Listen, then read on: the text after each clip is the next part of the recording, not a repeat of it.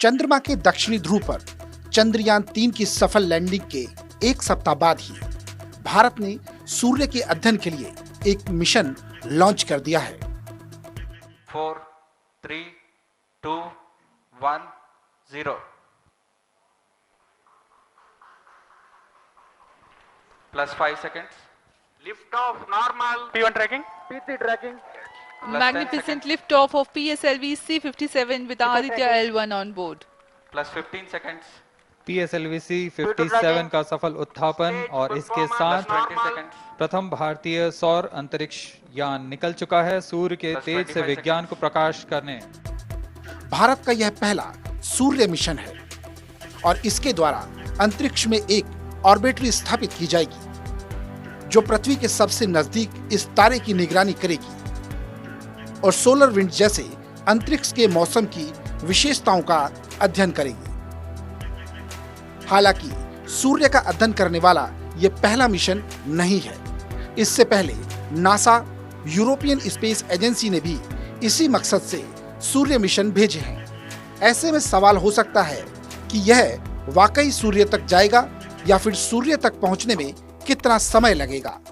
असल में ये अंतरिक्ष यान सूर्य के पास नहीं जाएगा। जहां आदित्य L1 को पहुंचना है उसकी दूरी पृथ्वी से 15 लाख किलोमीटर है। यह दूरी पृथ्वी और चंद्रमा के बीच की दूरी की 4 गुना है, लेकिन सूर्य और पृथ्वी के बीच की दूरी का बहुत मामूली भाग 1% ही है, क्योंकि पृथ्वी से सूर्य की दूरी 15.1 करोड़ किलोमीटर है। अगर नासा के पार्कर अंतरिक्ष यान से तुलना करें, जो कि एक सप्ताह पहले ही शुक्र से होकर गुजरा था, तो पार्कर सूर्य की सतह से 61 लाख किलोमीटर करीब होकर गुजरा था। हालांकि आदित्य L1 को फिर भी अपनी मंजिल तक पहुंचने में समय लगेगा। इसरो ने सोशल मीडिया प्लेटफॉर्म X पर जानकारी दी है। लॉन्च से लेकर L1 लैग्रेंज पॉइंट तक पहुंचने में आदित्य L1 को लगभग 4 महीने लगेंगे। तो सवाल उठता है कि अगर सूर्य वहां से इतनी दूर है तो इतनी मशक्कत क्यों की जा रही है और यह लैग्रेंज पॉइंट क्या है? दरअसल मिशन में जिस L1 का नाम दिया जा रहा है वो लैग्रेंज पॉइंट है। यह अंतरिक्ष में एक ऐसी जगह है जहां सूर्य और पृथ्वी का गुरुत्वाकर्षण बल संतुलित होता है। यहाँ एक किस्म का न्यूट्रल पॉइंट विकसित हो जाता है जहां अंतरिक्ष यान के ईंधन की सबसे कम खपत होती है। इस जगह का नाम फ्रांसीसी गणितज्ञ जोसेफ लुइस लैग्रेंज के नाम पर रखा गया है, जिन्होंने इस बिंदु के बारे में 18वीं सदी में खोज की थी। यहाँ तक बात क्लियर हो गई तो सवाल बनता है कि आखिर आदित्य L1 मिशन का मकसद क्या है?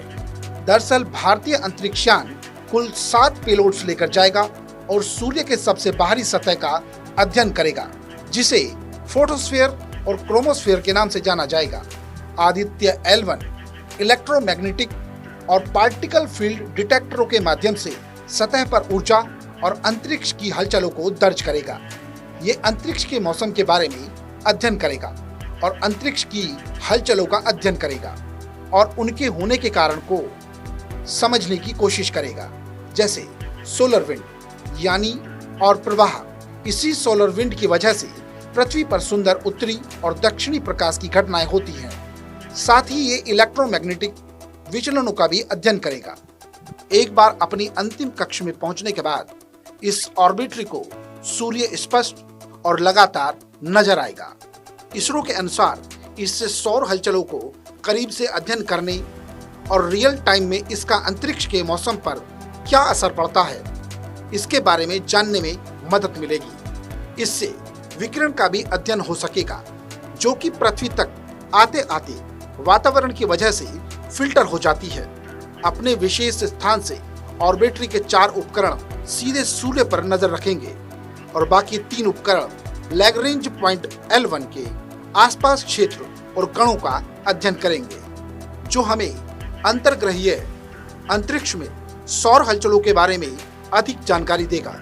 इसरो को उम्मीद है कि यह मिशन कुछ ऐसी अहम जानकारियां देगा जिससे सूर्य के बारे में हमारी समझदारी बेहतर होगी, जैसे कि corona heating, coronal mass injection, solar flare और इन सब की विशिष्टताएं। आदित्य L1 मिशन की लागत कितनी है?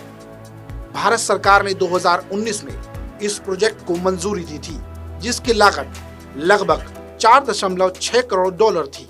भारतीय अंतरिक्ष एजेंसी ने कुल खर्च की विस्तृत जानकारी अभी जारी नहीं की है। इस प्रोब को 5 साल तक अंतरिक्ष में रहने लायक बनाया गया है।